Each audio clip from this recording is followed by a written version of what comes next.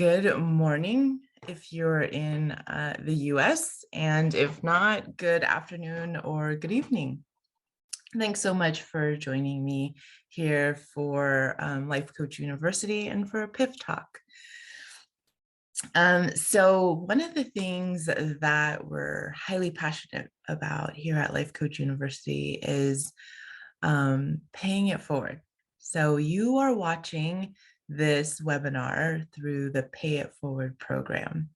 And our one ask is that you pay it forward in any gesture that you want. It could be something that doesn't take a lot of time, or it could take a lot of time. And it can be as simple as complimenting someone, or holding the door for someone who looks like maybe they're struggling with some packages they're holding. And we really want you to know and understand how powerful your impact is in this world. And these what we call small acts of kindness can really make a difference in someone's life. You can make a difference in someone's life. Maybe even you want to share some of these PIF talks with someone that you know. So thank you for being here. I'm Lani Kim, and I'm a life coach. And today we're going to be talking about what I call the mom life crisis, wearing away our identity. And we're going to have three components to this. The first part one, is going to be what I call the symptoms. Part two is going to be analyzing. I know it doesn't sound very like a fun word, but I'm going to walk you through that. And then the last part is going to be the options. I don't want to call them per se solutions, because I don't want you to feel like what you're doing right now is wrong, or to judge yourself. Mainly, don't want you to judge yourself about what you're currently doing in your life. It's just, what are some other options that may be more appealing to you? Okay, so let's jump into the symptoms. There's 5 symptoms of this. If wearing away your identity, are you in mom life crisis, right? Maybe not midlife crisis, but mom life crisis. So here are some symptoms, right? Kind of like an eraser, like if you write, especially with like a pencil, when you write, it leaves an impression, right, on that paper, and maybe the papers underneath. And you erase it, yet we can even rewrite over it, right? But that imprint is still there. So do you feel like you've become a faint imprint, right, of who you were? And you really will understand this is if you spend a lot of time thinking about it, right? And so what often happens is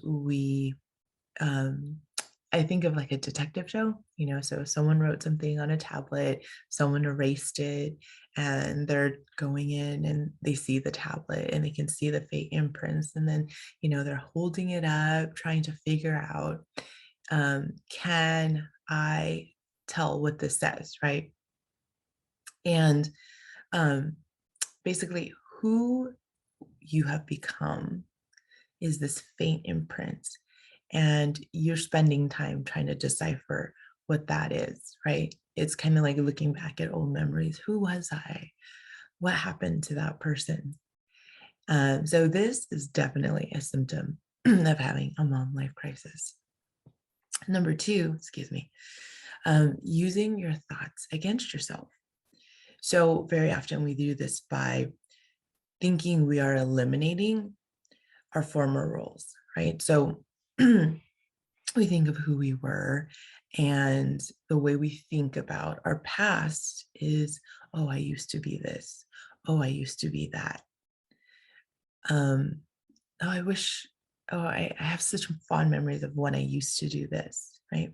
So eliminating former roles or the roles that you think you had in life.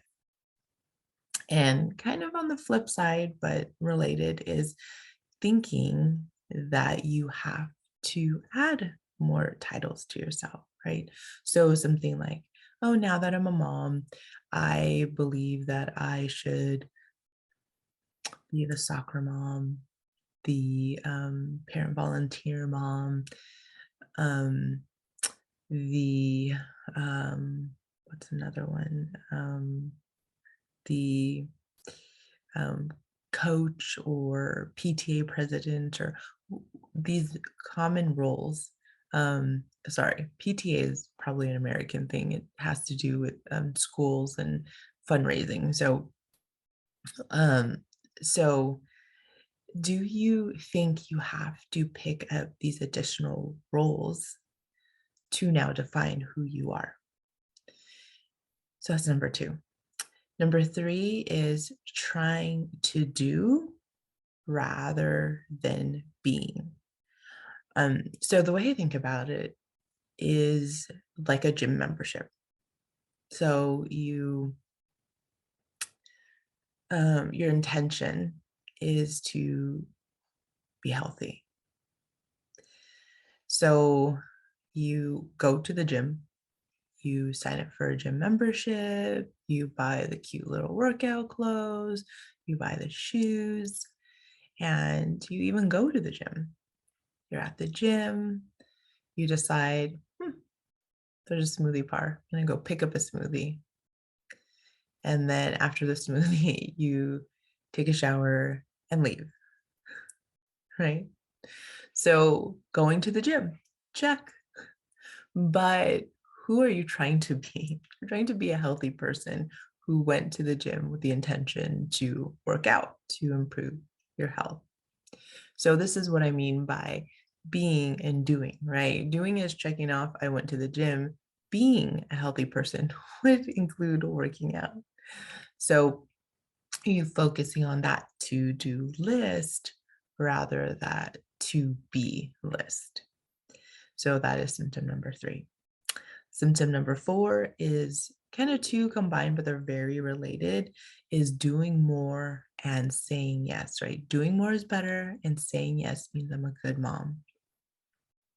So do you try to find time? If you're trying to find time because I want to do this or I want to do that, right?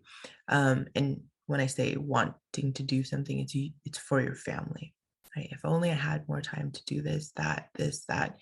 I wish I could enroll my kids in a sport and a musical instrument, and I don't know, some kind of academic enhancer, adding these to-dos to your list. I wish there was more time, because more time is better.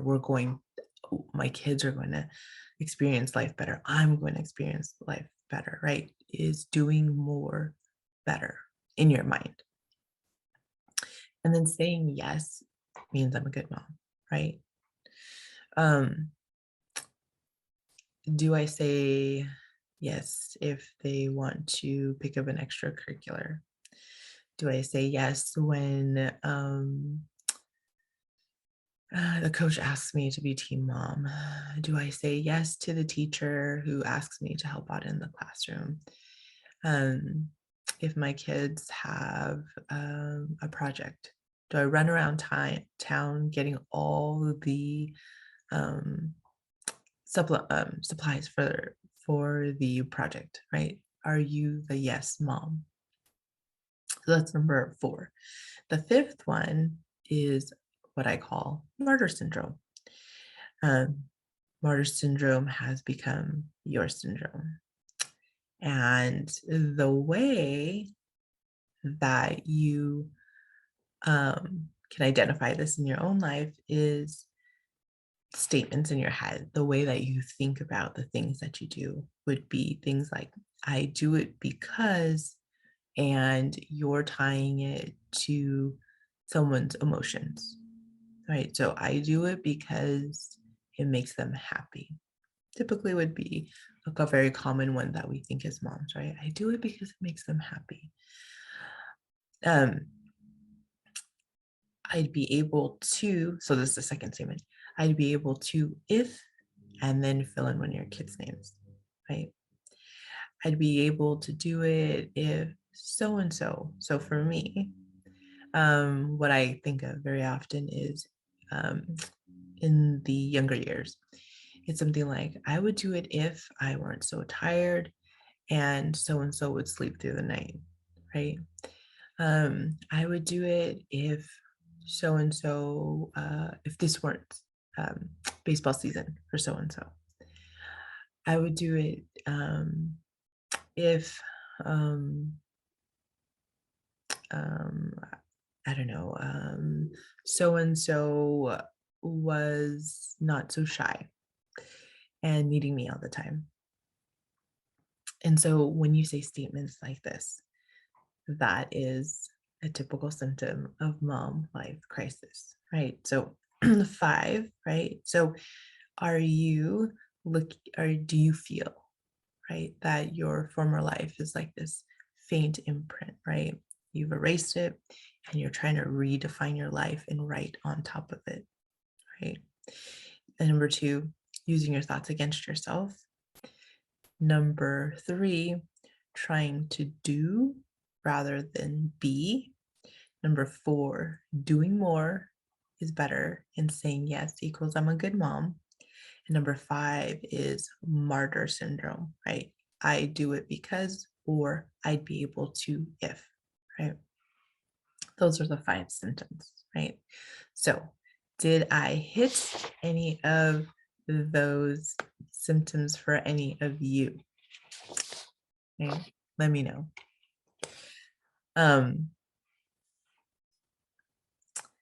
Okay, so now we've identified how do we know if we're in mom life crisis. Okay, great. Right? We've identified it. We fall under these symptoms, and maybe it's not all of them, right? But do you find yourself in any of these symptoms? So the next part we're going to do is analyze. Analyze what this looks like in your own life right now. So the first one is leaving that imprint, right? That faint imprint. Here's a question I have for you. What would you be doing if you had no children? What would you be doing if you had no children? What did you do when you had no children? Think about that. Is it something that is still something that you love when you think about it? Do you still light up? Yet you don't do it, right? It's this faint imprint, right? And you're trying to write on top of it and trying to erase what was there and rewrite over it. Okay. So that's how you know if you're um, if this is a symptom that you are experiencing.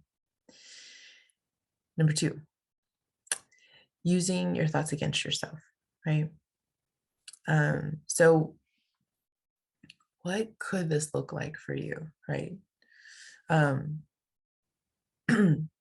so sorry, back to number 1. What I wanted to say is analyze is meaning like, what do you want this to look like moving forward, right? How, this is not so much the how, it's just kind of, it's knowing, right? The thoughts. Who is it, right? Who? It's the who, really.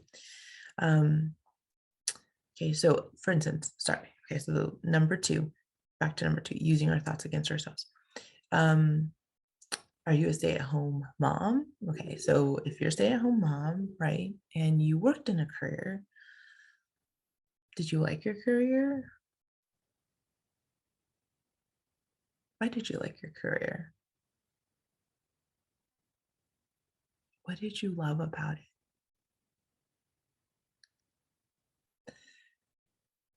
And in this answer, you're going to find your gifts, talents, passions. Number 2, if you're a if you're a working mom, so not even outside the house. um, so many people work at home, but if you're a working mom, what would you do after work if you had no children at home to come home to? What is it that you're setting on the side constantly? Because your first thought usually is, okay, I gotta get home because the kids blank, blank, blank, right? Fill in the dots or dot, dot, dot.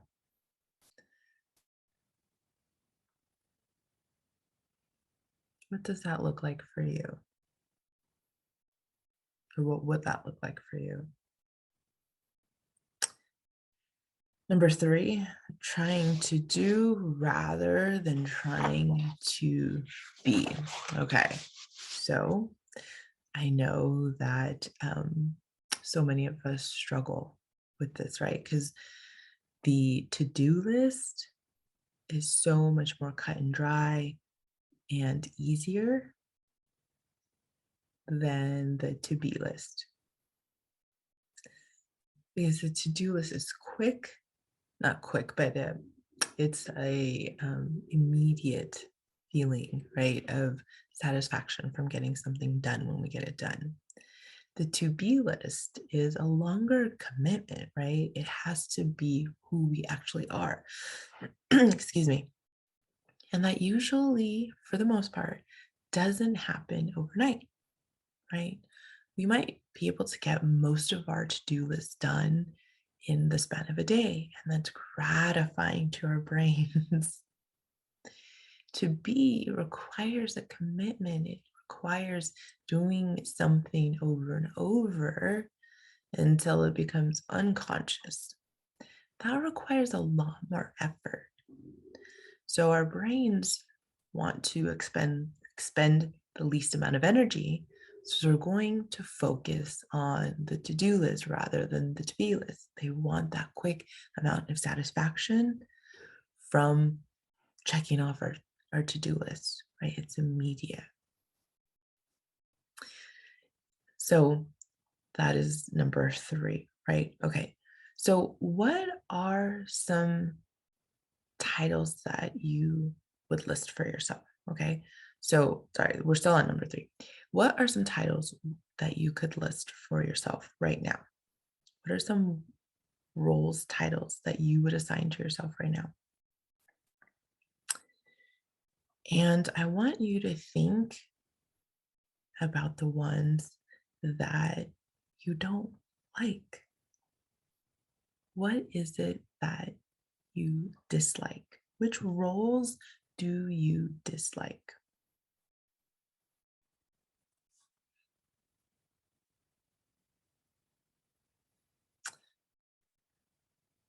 Now, what can you, not so much what can you do, but what are your thoughts towards those roles that make them or make you dislike them?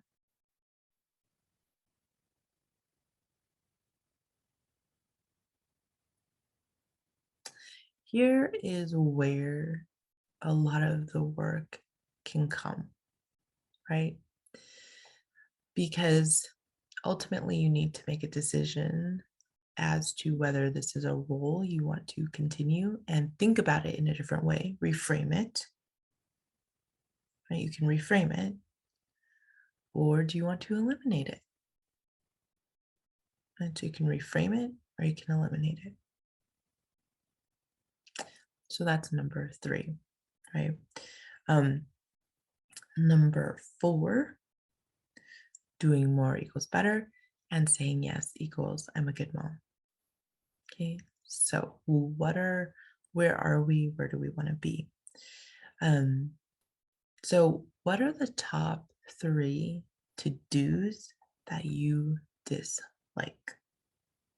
What are the top 3 to-dos that you dislike?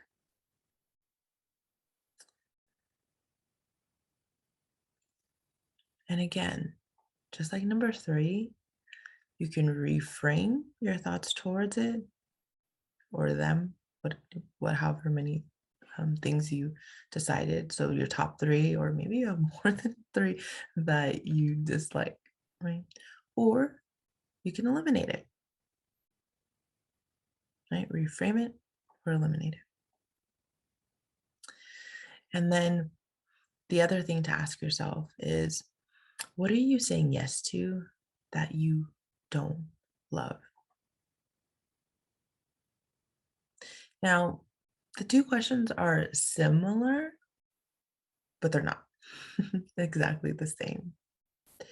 They're different levels, right? Dislike is kind of this immediate knowing, like, I don't like doing that, right?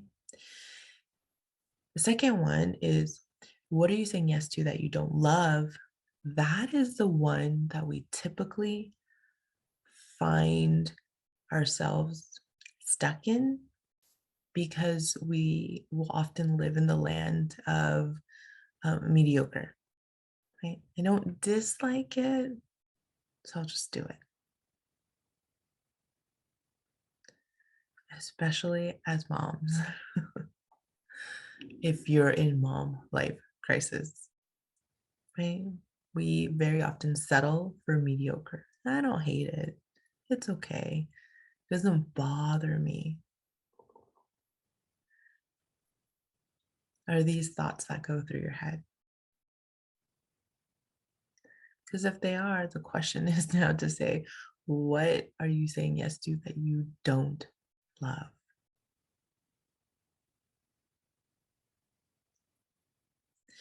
And when I say these things, I say them more towards your identity than just like your to-do list. Because in life, as we know, there are going to be things that we don't love,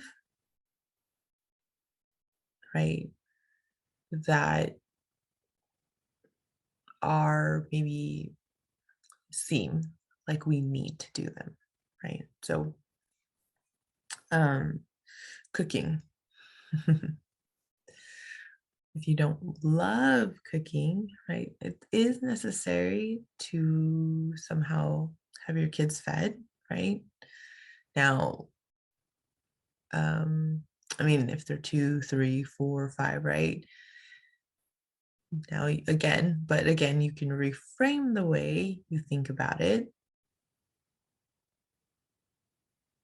That's always an option, right? Or eliminate, quote unquote, eliminate, and it might look like spending money on um, maybe packaged food, or I know now that delivered, what do you call those? Like those services where they send you all the ingredients and you put them together, right? Maybe it looks like doing that um, and putting on a little music while you cook it, right? So you can reframe it slash eliminate it, meaning like you're not the sole purpose person to do everything, right? So if you have home delivery of um, these meals, right? That means you don't have to go out and take the time to shop. Maybe that takes a thing off your to-do list. Um, Sorry, I digressed a little, but just how can you always look for a different way to think about something is really what I wanted to encourage you. But okay, back to number 4, doing more equals better, and saying yes equals I'm a good mom, right? So what is it that you're doing that you don't love? Okay, number 5, Um, so Martyr Syndrome, right? So what do you do for your kids that you are deeply emotionally attached to? And what I mean by this is, what is it that you do and you have an expectation from the outcome, not the journey, but the outcome? So, what I mean by this is um, maybe you decide to be help out in the art program at school, and you go, you volunteer your time, you help out, set up the supplies, and you come maybe early to set up and help clean up. And you do this, I don't know, maybe once a month. And after maybe the second project, your child says, I hate art, or I don't like art, or I don't care about art, right? And you have this kind of, this feeling of like, what? I invest so much time into this. You should be enjoying this. That is having an attachment to the result. Now, you can still share that journey with them, but don't get attached to the result. So, what I mean by this is, um, maybe you see that they really try hard in art, and it's not one of the things that they love. And working with them on their thoughts towards art, right? Like, why don't you love it, honey? Is it just all art, or is it a particular type of art? So it's not to say that, so you are interested in their journey, maybe with art, but not the outcome, right? They don't have to love it, and they don't have to be wonderful artists, right? So when we attach ourselves to that result and we want to force our children to think a certain way about something, right? And that which yields a certain type of result, that's where you need to really be cautious about the way that you're thinking. Okay, so that was analyze. Now, options. Okay, great. We know the symptoms of mom life crisis. I think I'm in it. We're analyzing this. I kind of know where the issues are, and I have an idea of what I'd like them to be like. But now what? Right? So here are your options. Obviously, there's always the option to continue to do what it is that you're doing. But if that's not where you want to be, there's a way to,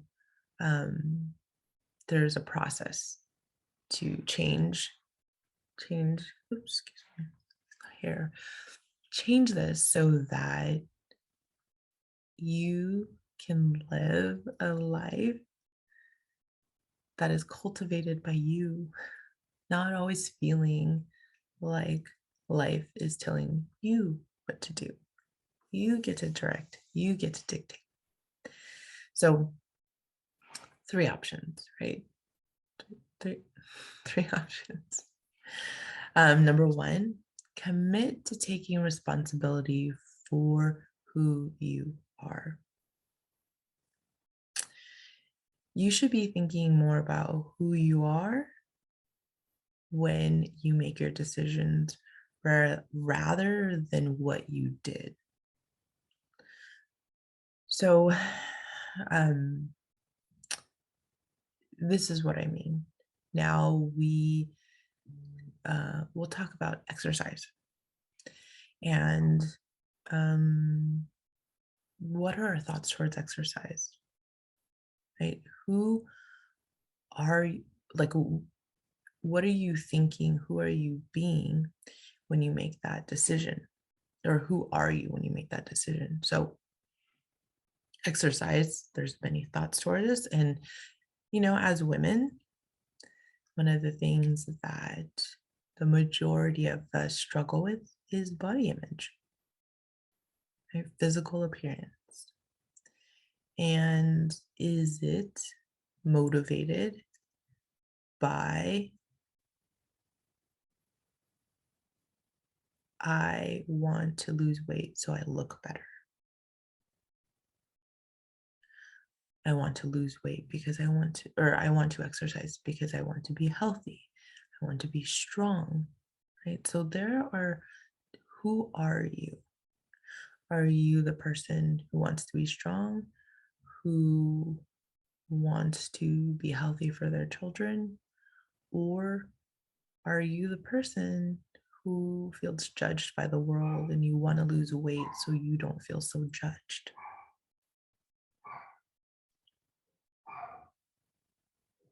So, who are you in that moment? Right? The result is exercise, but who are you at that moment? So, number 2, find or revisit your gifts and talents and interests. This might be I don't know, blank slate for a lot of us. This is something that we even think about on a daily basis, right? Um, so here's some things to think about. What would life be like if you were to infuse yourself into daily life rather than feeling like family life imposes into your identity? So, an example I have of this is I have a client who, when we started working together, she had mentioned that she wanted to enroll into a PhD program. And we worked on that in the beginning. What would it look like? What steps is she taking? Why is she um, kind of dragging her feet? And then some circumstances in life became more important. And so we coached on some other things. And then when that um, was not as much of an issue, we went back to the PhD program. And I had really started to delve into her why. And so she was discussing this vision she had for herself. And what I noticed as she shared her vision was really she loved learning languages. She has this huge passion for learning languages and serving people in the missions field. And so she had this vision for herself, but her response always was, well, I can't do it now because I have a young kid and I think we're going to want additional children. So maybe I'm going to put the PhD now on the back burner, right? And she had some other priorities in relationships that she had that she wanted to make a priority. So she now had decided, okay, I'm going to put the PhD on the back burner. And my question to her was, okay, you like to serve in the missions field, you love languages. Does that necessarily mean you have to put your PhD on the back burner?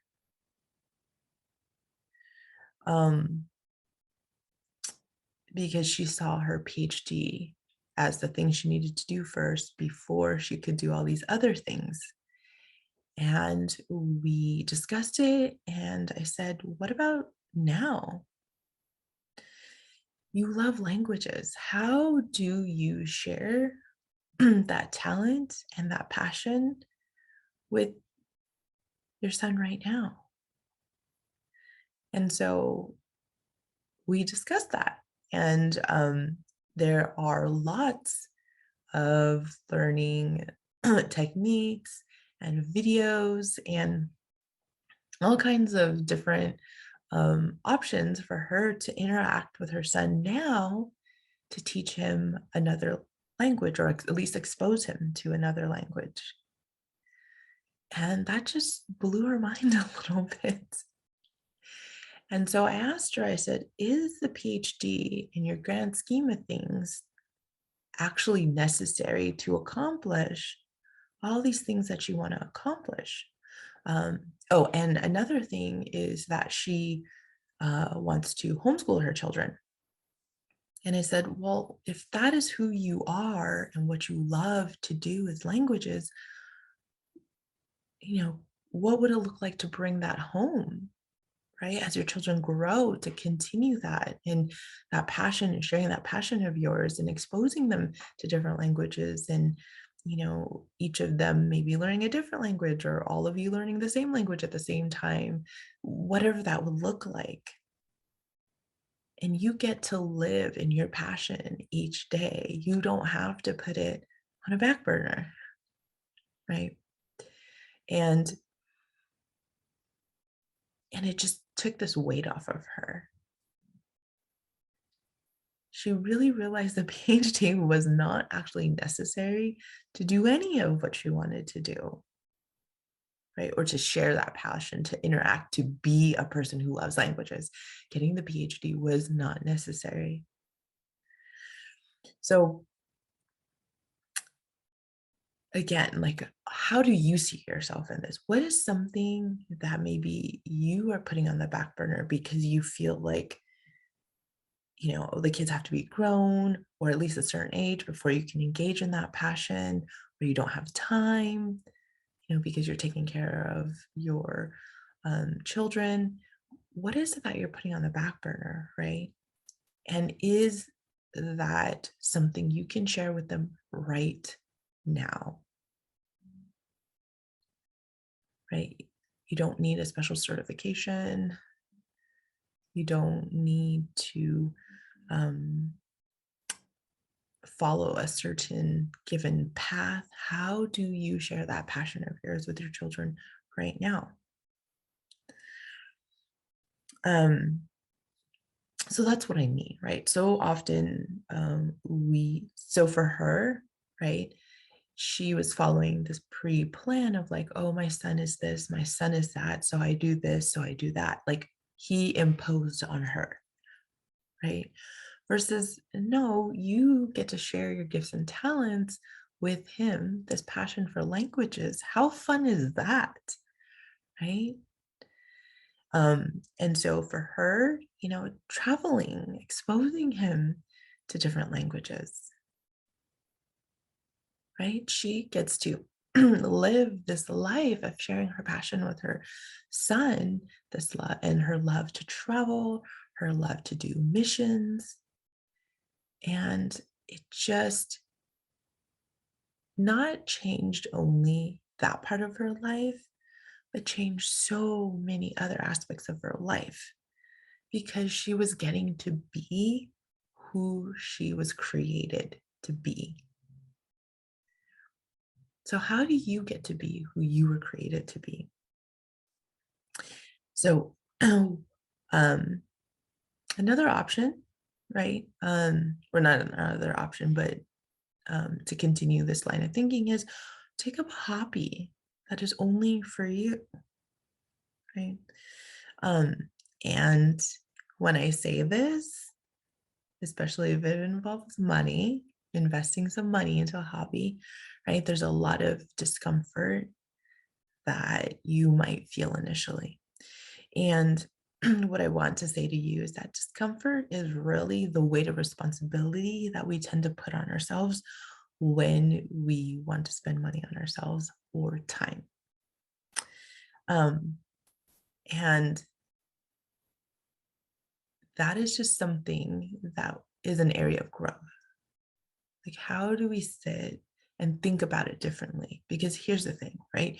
So if you want to, I don't know, take some classes, you're going to think about, well, if I didn't take this class, then I would be able to pay for this class for my my kids, or I rather, but we're saving up for a vacation for the whole family, right?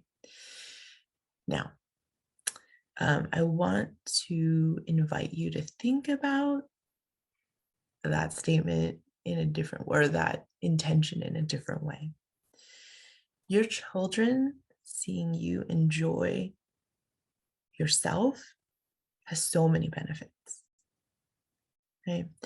And for moms, I think this is especially important if you have daughters, because not that even if you have sons, they're not going to mimic a lot of what you do, but I think especially if you have daughters, right? Especially if they become moms themselves, they're very often going to mimic a lot of what you have laid the foundation for. Um, so having your children see you enjoy yourselves, isn't that what you want for them? If you find it of value, wouldn't you invest in yourself, right? Just like you invest in your children if they have any extracurricular activities or a special interest, a hobby, right? Because you want them to enjoy themselves. And it is a journey also of growth, right? And creativity.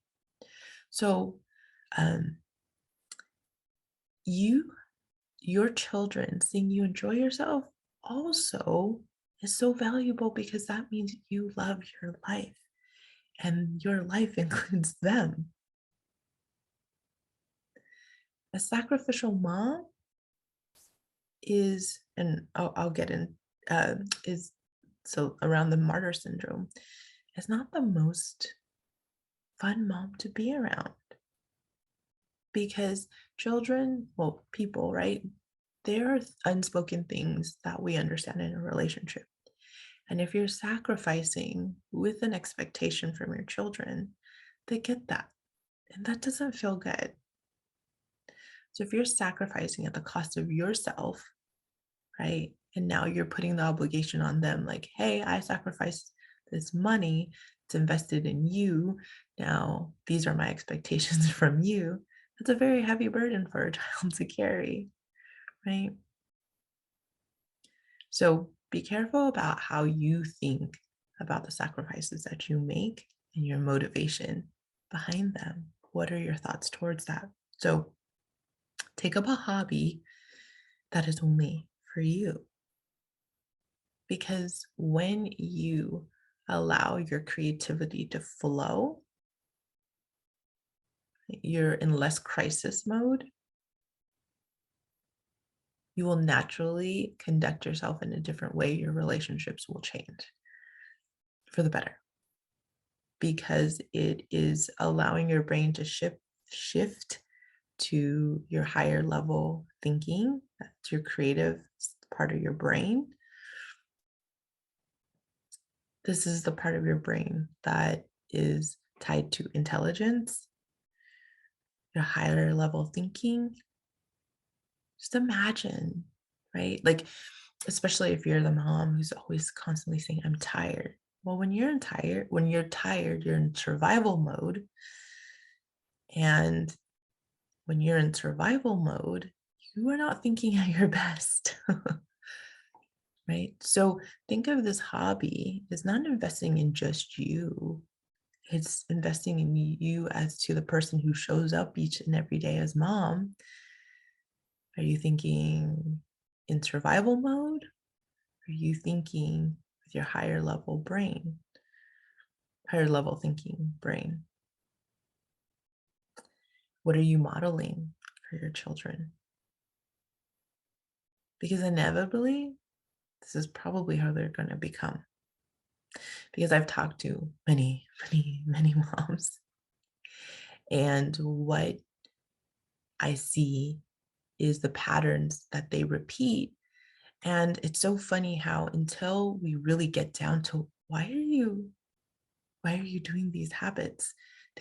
Most moms don't even realize how they just mimic what they've been given without much thought, right? Because of obviously from a young age, you are being taught one way. If you don't know any better, of course, those are patterns that are going to be deeply ingrained into you, right? So, um, so take up a hobby that is only for you. And the third thing in revisiting and finding your gifts, talents, and interests is do one thing for yourself before tending to family life. And it can be really super small. So, what I mean by this is um, if you love coffee, not because you're trying to get through the day, but you really enjoy it. Um, can you do something simple if it's not the first thing that you do before tending to your family, but can you just choose, right? You grab your cup of coffee before you field any questions, before you help someone find a sock or a piece of home or a piece of like an art project that they can't find now, right? Do commit to drinking that coffee before. And it seems like a small thing, but really it's going to shift the way that you think. Not so much your actions, but who are you being? Oh, let me come out as the best person I can at that moment, right? And it only takes like a minute to go get your coffee first versus answering the question first, right? Because when you do engage with them, instead of being so frustrated and like, not that that might not happen anyhow, but right, you come as a much better person, right? So if they have lost something, right? Instead of frantically running around the house because you're in survival mode, it might be like, okay, your creative brain starts working and it's like, do you actually need that? Is there a different way we can think about it? Like you're looking for your lost sock. Can you just not get a new pair of socks or wear unmatching socks today? I mean, there's different solutions, right? Or different options. So doing one thing for yourself before tending to family life, right? So for me, that's actually making sure I get dressed before I step outside of my room. Because once I step outside of my room, it's like, whoosh, right, right, life hits you, and like I feel like I open the door, and all of a sudden it's like whoosh, right? There's like voices talking to me, and it's like, oh my gosh. um, and my brain sometimes feels a little overwhelmed at that point, right? But when I go out there and I'm dressed and my hair is brushed, my teeth are brushed, I feel so much different. Like, okay, I have taken care of myself. I've filled myself up. I've given myself enough time to just settle into the day, especially if you're not a morning person. If you're a morning person, you probably could go rah, rah, rah from the time you get up. But if you're not a morning person, this is going to be especially a struggle, right? So feeling like, hey, I put on my professional mom outfit. And again, it's not exactly what you wear, right? It's just how you're feeling at that moment, right? So, but most of the time it does including getting out of your pajamas and what you wear. Like if you're a shorts and t-shirt type of mom, that's totally fine. Not saying like you have to dress like a professional, but your mindset when you put those clothes on, like I'm ready for the day, right? Those little steps of taking care of yourself first, right? Or I think of like, do you use one of those like Keurig, right? So we were given like one of these mini Keurigs, like this really small, cute one. Would it be like putting that in your room with a coffee mug? um, and getting that before you walk out your door, right? Um, Instead of having to try and like get through the war zone of like getting to the kitchen from your room, right? And having all these little voices talking to you, or maybe even big voices talking to you, making these requests, right? But that little Keurig in your room, um, getting like a couple sips of coffee before you walk out the door, right? These little daily things before you tend to everyone else. Because remember how you feel at that moment, right? If you're feeling low, you're going to interact with your family at that very low level, right? So, how do we fill ourselves up so that the way we interact with them is showing up at our best? Um, so, the third thing is, in terms of options, is remembering doing is not the focus, being is, right? So, I'm going to quickly go through um, what I call the model. Um, and if you have any questions about this, feel free to contact me for a worksheet. And oh, actually, let me see if I can hold on a moment here. I forgot to put my background. Because it has my information. So if you want a worksheet, you can get a hold of me.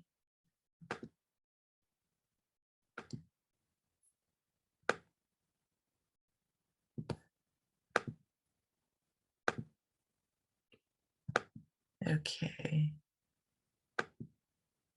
All right. So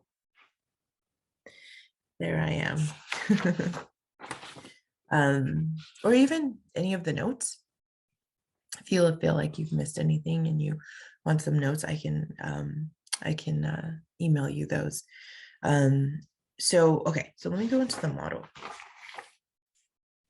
Okay. 2 pages here. And let me see if the computer will allow me to. Oh, okay. Let me take off the background for a sec, and then I'll put it back on towards the end because I love technology, but sometimes there's limitations. Okay, so the model has 5 components to it. Okay, and you can look this up if you want more information. And Castillo is the creator of the model. So there are 5 parts of it: circumstance, thought, feeling, action, and result. Okay, so what is a circumstance? A circumstance is a fact that you have thoughts about that you're dealing with. Right? So circumstance is a fact. Your thought is, well, your thought. It's a sentence in your head. It's a sentence in your head. Feeling. And what we mean by feeling, or what I mean by feeling, is emotion.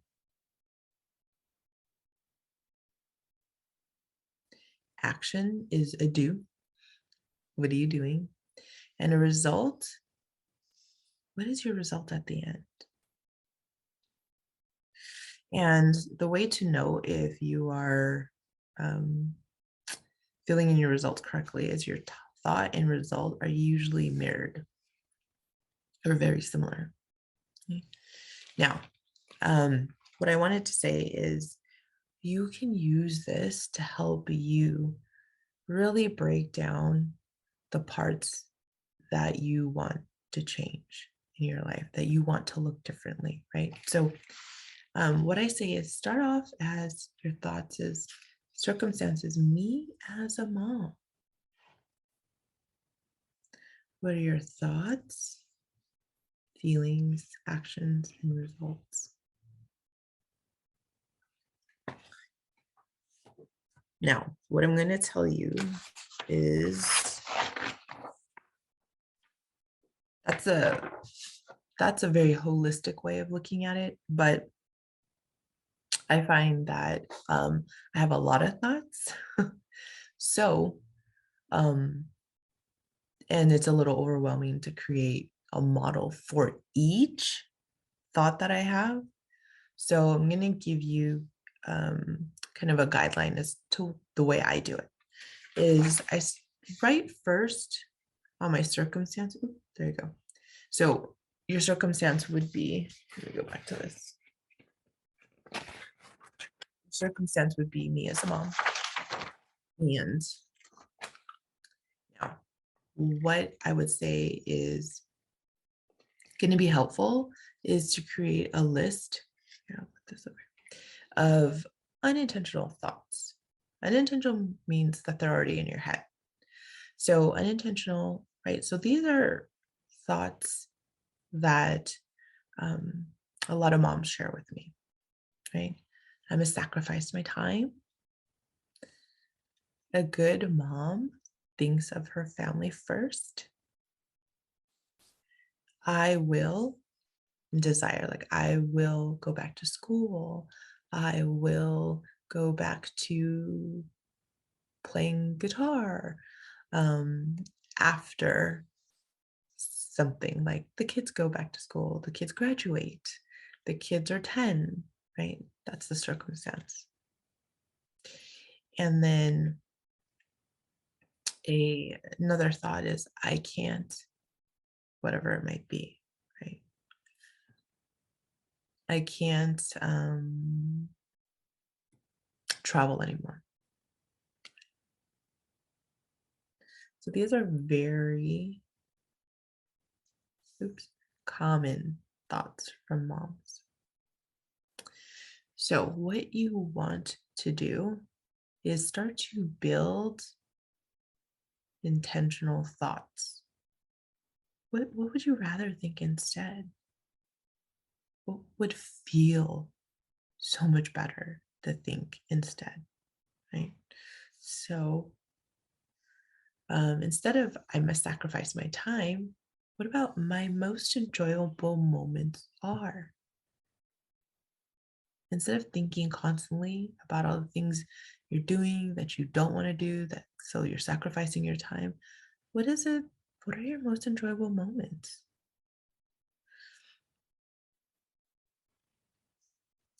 So a good mom thinks of her family first, right? So instead, I give myself, my best self to my family when? Right? When I've had a cup of coffee.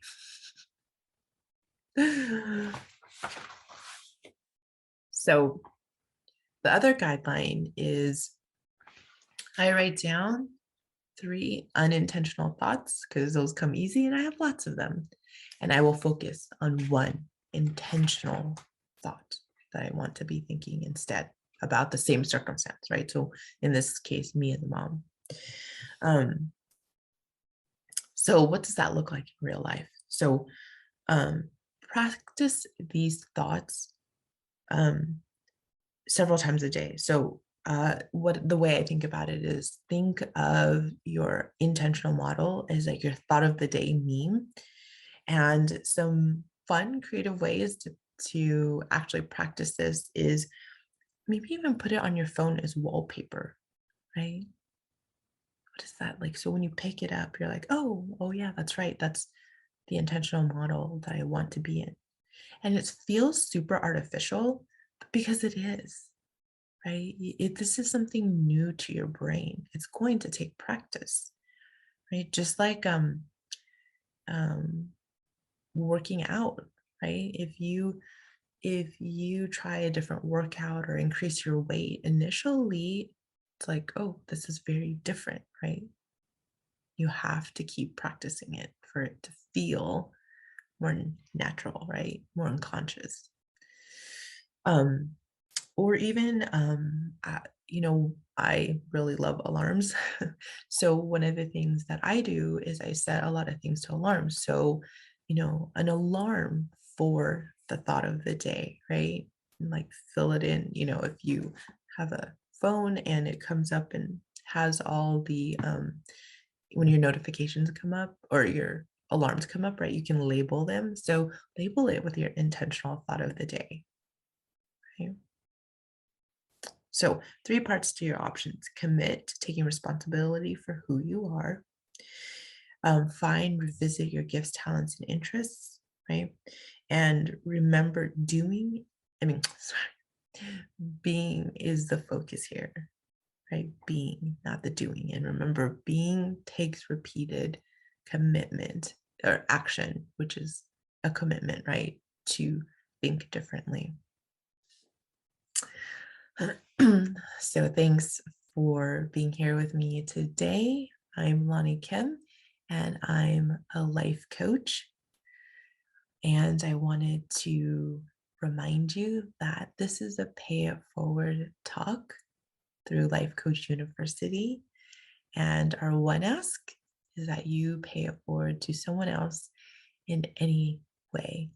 So if you really enjoyed the material today, and mom who maybe you think is in mom life crisis, you could forward the link to this talk to her.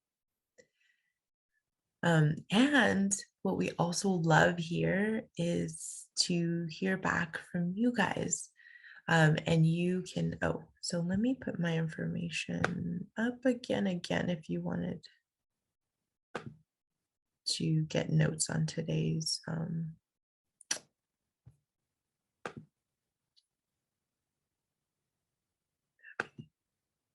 right, so there I am, Lani Kim. Email Lani Kim at lanikim.com, and on IG I'm Thriving Life Coach. But what we love here is for you to share some of your pay it forwards. We would love to hear from you. And you can contact Life Coach University via email, hello@lifecoachuniversity.com. I hope you guys have a fantastic weekend if you're watching this on a Friday, Saturday, or Sunday. Today is Saturday for me. And if not, have a great rest of your week. Take care.